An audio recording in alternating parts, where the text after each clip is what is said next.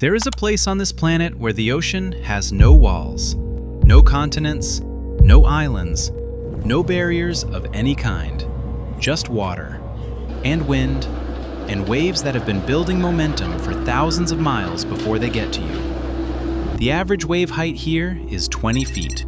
The average, on a calm day. During storms, which happen regularly, waves reach 60, 80, even 100 feet tall. Walls of black water the height of a 10-story building moving toward you at 40 miles per hour. Sailors have a name for the latitudes where this water lives. The furious 50s, the screaming 60s, and the worst stretch of all, the 500-mile gauntlet connecting the Pacific to the Atlantic. They simply call it the Drake Passage. This is the most dangerous body of water on Earth, and for 300 years, it was the only way to get from one side of the world to the other. This is its story. To understand the Drake Passage, you need to go back to a time when this entire region, the southern tip of South America, was considered the edge of the known world. Not metaphorically, literally.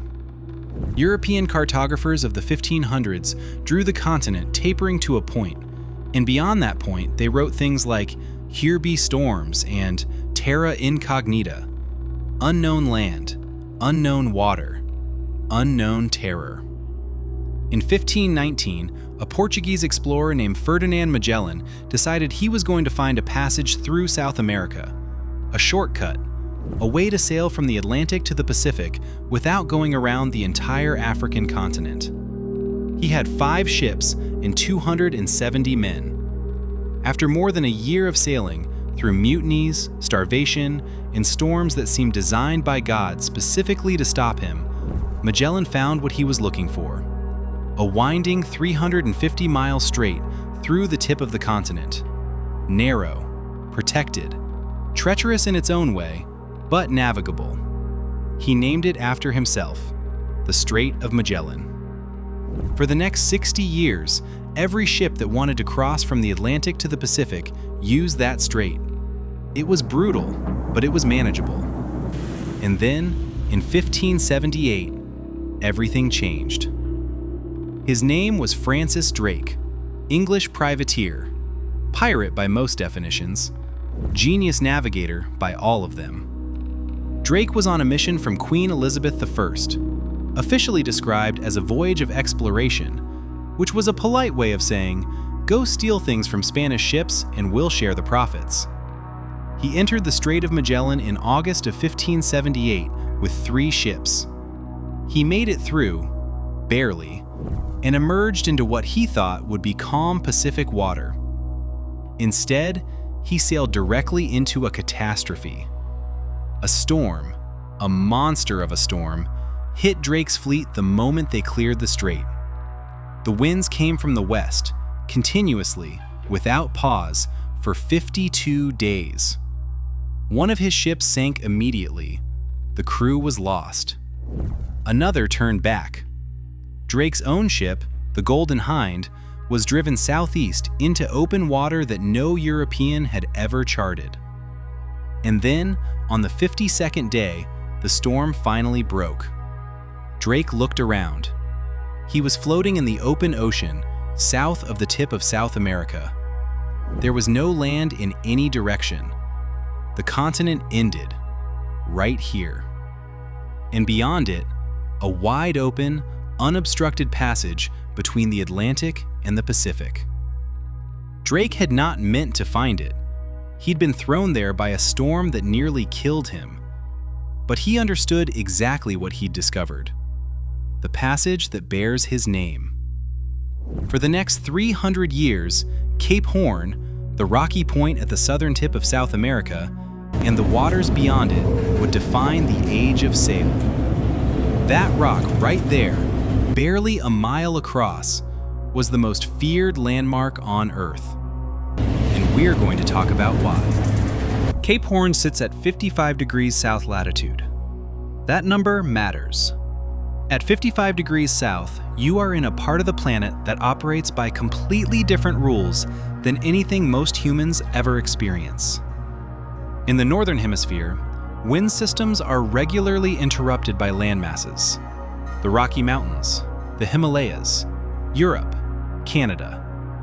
The land breaks up the wind, disrupts it, makes it uneven.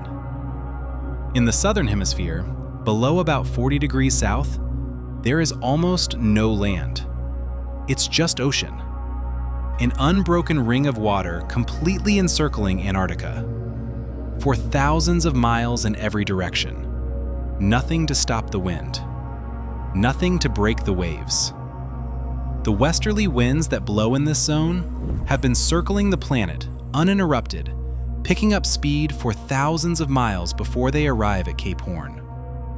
And Cape Horn is where the Atlantic and Pacific Oceans collide. The Atlantic Ocean and the Pacific Ocean, the two largest bodies of water on Earth, both squeezed through a 500-mile gap between South America and Antarctica. The current moving through that gap, the Antarctic Circumpolar Current, moves more water than any other ocean current on the planet. More than 600 times the flow of the Amazon River. The result? Waves unlike anywhere else on Earth. Confused seas. Waves arriving from multiple directions simultaneously.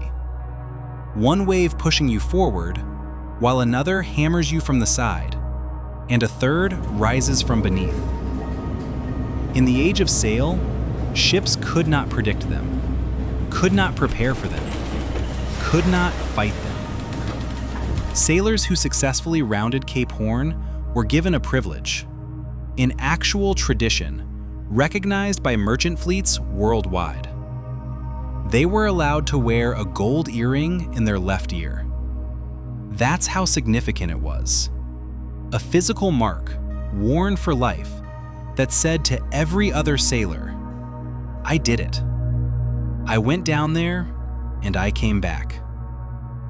Captain Joshua Slocum, the first man to sail solo around the world, rounded Cape Horn in 1896. He wrote, "The great southern ocean was now heaving, long, slow swells, and the wind was humming a deep note in the rigging. The helm was lashed, and I was below, but I could hear above the creaking of the ship the sound that sailors dread most, the breaking of seas." He was alone, in the Drake Passage, in 1896, with no radio, no satellite weather, no GPS. Just him and the water and the wind. And he made it. Thousands didn't. But the stories that haunt me most aren't about ships. They're about men. Men who fought each other while the Drake watched. And the worst of those happened in 1741, on a ship called the Voyager. 1740. Britain and Spain are at war. The Royal Navy assembles a squadron of 8 ships. Their mission? Sail around Cape Horn, find the Spanish treasure fleet in the Pacific, and take it. Simple enough on paper. The squadron runs directly into the worst Cape Horn weather in recorded memory. By the time they reach the Pacific, the squadron had been shattered. Ships lost, men dead from scurvy, cold, and storms. What had started as 8 ships had become a ragged, desperate convoy, each vessel fighting to survive independently. One of those ships was HMS Voyager, a converted merchant vessel, underpowered, undermanned. Her captain was a man named David Cheap, proud, rigid, not particularly loved by his crew. In May 1741, exhausted and trying to round the Horn in deteriorating weather, the Voyager ran aground on a remote island off the Chilean coast. She hit the rocks at night, in a storm, in complete darkness. The ship broke apart within hours. 145 men made it to shore. They were stranded on a small, windswept island, now called Voyager Island, in one of the most remote places on Earth. Cold, rocky, almost nothing to eat. The nearest Spanish settlement was hundreds of miles away. The nearest British territory was thousands. They had the ship's longboat, which had survived the wreck, a few supplies salvaged from the debris, and each other. And immediately, they started falling apart. Captain Cheap was injured in the wreck. He dislocated his shoulder. He was in pain, and he was scared, and he responded to both by doubling down on naval discipline. Orders, hierarchy, rules. His crew responded by ignoring him. Men broke into the ship's alcohol stores. Fighting broke out. A sailor was shot dead during a confrontation. Captain Cheap himself fired the shot. Within a few weeks of the wreck, the crew had effectively split into two factions. Captain Cheap's faction, a small group of loyal officers who believed they should follow orders, maintain discipline, and attempt to reach the rest of the squadron in the Pacific.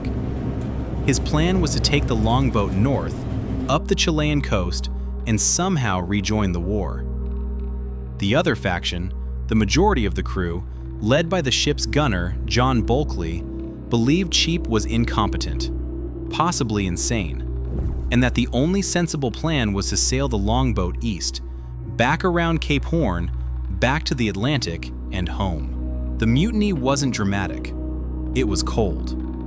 One morning, Bulkley simply announced that the crew had voted. They were leaving. Those who wanted to go with the captain could stay. 81 men left with Bulkley in the longboat. Captain Cheap stayed behind with 19 men, stranded on the island. Now here is where the story becomes extraordinary. Both groups had to cross the Drake Passage in a ship's longboat in 1741. Bulkley's group, 81 men crammed into a vessel barely fit for coastal sailing, headed south, back toward Cape Horn. They had almost no food. Men were already dying of scurvy and dysentery before they even reached the Horn. They rounded Cape Horn in a longboat in winter. By the time they reached the Strait of Magellan, dozens were dead. They pressed on. After months at sea, starving, scurvy-ravaged, burying men at every landfall, 30 survivors finally reached Rio de Janeiro. 30 men of the 81 who had left. Meanwhile, Captain Cheap and his 19 men were still stranded on Wager Island. Over the following months, more men died. Some tried to escape overland and vanished. Cheap eventually made contact with the local Kaweskar people, who helped them navigate the maze of Chilean coastal channels by canoe. After years, literal years, of captivity, starvation, and desperate diplomacy, Cheap and two surviving companions were handed over to Spanish authorities in Chile. They were transported as prisoners to Santiago, then to Europe, and finally returned to England.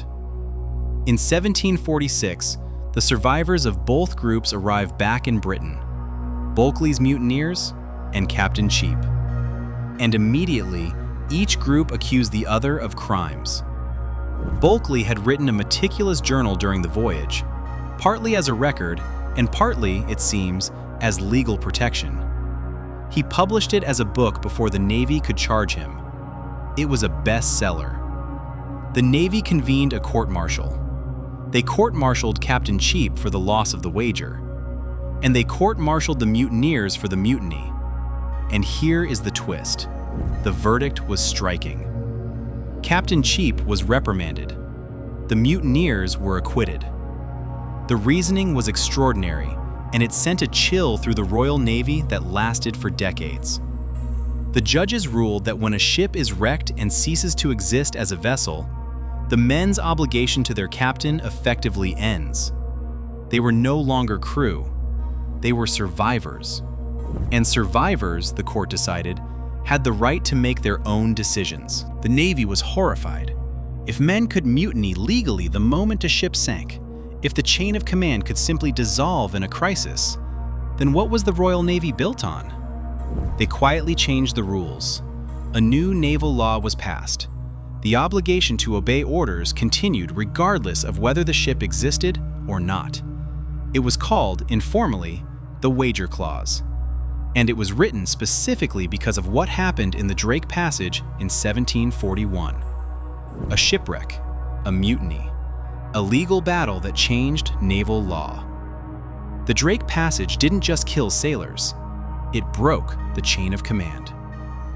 We understand the Drake Passage now in ways those sailors couldn't imagine. And what we understand makes it more terrifying, not less. The winds in the Drake average 30 to 40 knots, sustained, all the time. Gusts of 60 to 80 knots are routine during storms. A hurricane requires sustained winds of 74 miles per hour, roughly 64 knots, to qualify as a hurricane.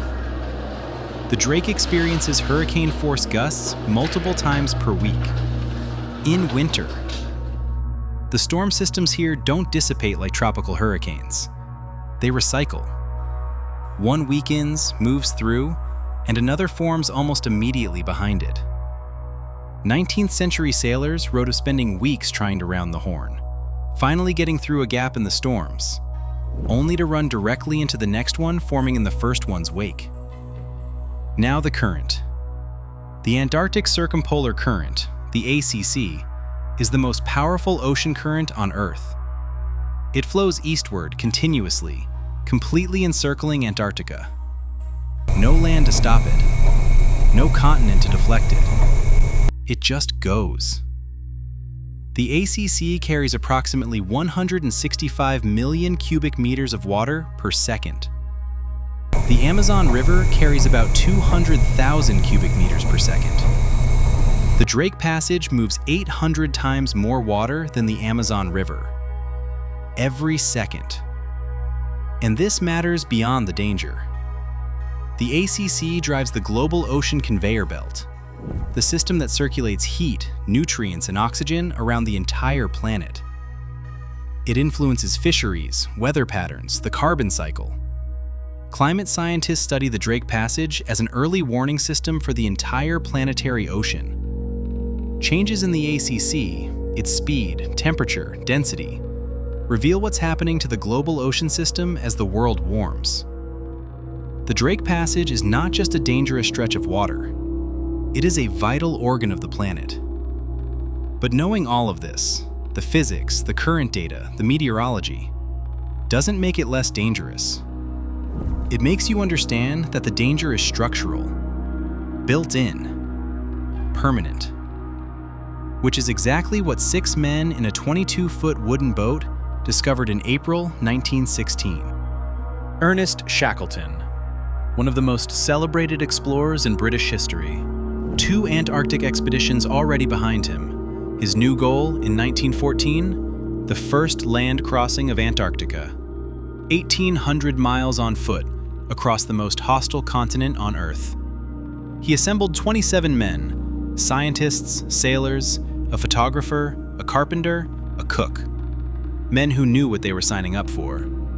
They never even made it to the continent. In January 1915, their ship, the Endurance, became locked in pack ice in the Weddell Sea.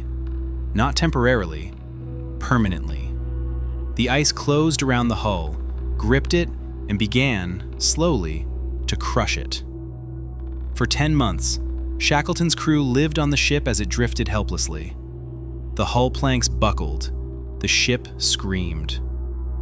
In October 1915, Shackleton gave the order to abandon ship.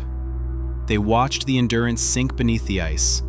Their only way home, gone. They were now stranded on sea ice, 1,200 miles from the nearest human outpost, with 3 small lifeboats and whatever they could carry off the ship before it sank. They camped on the ice for 5 months, eating seals, watching the ice crack beneath them.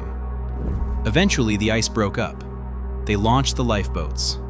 After 7 days at sea in sub-zero temperatures, 7 days that broke several men physically, they reached a place called Elephant Island. It was the first time any of them had stood on solid ground in 497 days. But Elephant Island was uninhabited, remote. No ship would ever come there. Shackleton looked at his men, frostbitten, starving, some of them mentally fractured, and made a decision. He was going to sail to South Georgia Island, a whaling station, people, help. 800 miles, in an open lifeboat, through the Drake Passage, in April, the beginning of the Antarctic winter. The boat, the James Caird, was 22 feet long. They fitted a makeshift deck over part of it using salvaged wood. 6 men volunteered. The other 22 waited on Elephant Island, not knowing if anyone was coming back. They launched on April 24, 1916. What followed is considered by many historians of exploration to be the greatest small boat voyage in history. Not the greatest Antarctic voyage, the greatest small boat voyage. Full stop. The men could not stand up inside the boat. They crawled. They lay flat. They gripped ropes with hands so frozen they couldn't feel their fingers. Waves broke continuously over the decking. Sleeping bags turned to blocks of ice. Navigator Frank Worsley later wrote, "We were cold, wet, and miserable for every one of those 17 days. But we were alive, and that, it turned out, was remarkable." On the 5th day, a rogue wave hit the James Caird that Worsley said was the largest he had ever seen in 30 years at sea. He described it as a white line on the horizon, a line that kept growing and growing until it blotted out the sky. He thought it was a clearing sky. He thought the storm had broken. It wasn't a clearing sky. It was the white foam crest of a wave so enormous that from a small boat, it was indistinguishable from the horizon. The wave hit them. The boat was nearly swamped. For a moment, no one on board was certain they would survive. They pumped. They bailed. They held on. They survived. On day 14, they spotted South Georgia Island through the mist. A hurricane-force storm pinned them at sea for another full day. In sight of land they couldn't reach. One navigational error, and they'd be smashed against the cliffs. But on May 10, 1916, 17 days after leaving Elephant Island, the James Caird made landfall. They had crossed 800 miles of the Drake Passage, in an open lifeboat, in winter, with a compass. Not a single life lost. Shackleton organized the rescue immediately. 4 months later, every one of the 22 men waiting on Elephant Island was brought home. In the entire history of polar exploration, with all its disasters, its lost expeditions, its ships crushed and men frozen, Shackleton never lost a life under his direct command. He crossed the Drake Passage in a wooden lifeboat and brought everyone home. Today, the Drake Passage is still crossed regularly, but the reasons have changed. Scientists headed to Antarctic research stations, supply ships, adventure tourists on Antarctic cruises, solo sailors chasing records. But the ocean is the same.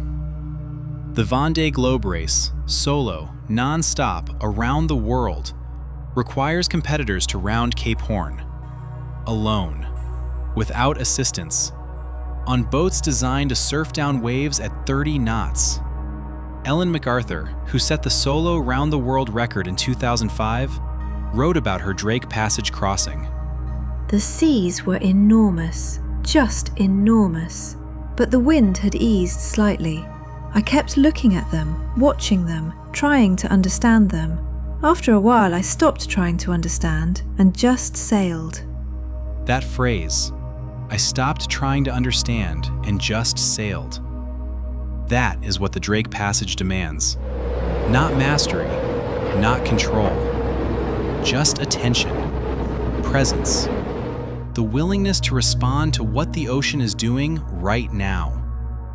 The Drake Passage also has a phenomenon sailors talk about in almost religious terms: the Drake Lake. Occasionally, rarely, the Drake goes calm. Swells of 5 or 6 feet, winds of 15 knots, sunlight. Sailors who experience it say it's disorienting, wrong, like walking into a predator's den and finding it asleep.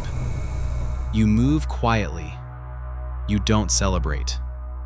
You wait, because it always changes. And beyond the danger, beyond the history, the Drake Passage turns out to be one of the most scientifically important places on Earth. The Antarctic circumpolar current drives the global ocean conveyor belt. It circulates heat, nutrients, and oxygen around the entire planet. Climate scientists monitor it as an early warning system for what rising temperatures are doing to the world's oceans. The Drake Passage is a vital organ of the planet. We only truly appreciate vital organs when something goes wrong. That rock has watched every ship that ever tried to pass it. The Clippers chasing T-records. The Cape Horners bleeding on frozen ropes. The Voyage survivors. Those who obeyed and those who mutinied. Both fighting the same ocean in the same desperate boats. Shackleton's men in the James Caird. The Antarctic researchers. The solo sailors surfing down 40-foot walls of water at midnight. It has watched 800 ships disappear beneath the water around it. And it will watch every ship that comes after them, too. The Drake Passage is a reminder that there are still places on this planet that belong entirely to nature. Places that do not negotiate with human ambition. Places that do not reward arrogance. Places that take what they want, when they want it, and give nothing back. 500 miles of open water between two oceans, the most dangerous stretch of sea on Earth. The Drake Passage. If you made it this far, thank you. 3 stories. Drake, who found the passage by accident. The Voyager crew, who fought each other while the ocean tried to kill them, and whose court-martial changed naval law forever. And Shackleton, who crossed it in a lifeboat and brought everyone home. Each one tells you something different about what this place does to people. If you want to go deeper, David Grann's book, The Voyager, published in 2023, is one of the best narrative histories written in years. Alfred Lansing's Endurance is the definitive Shackleton account. Both are linked in the description. If this is your first time on the channel, welcome. Deep dives into the places, events, and forces of nature that shaped the world. Subscribe if that sounds like your kind of thing. I'll see you in the next one.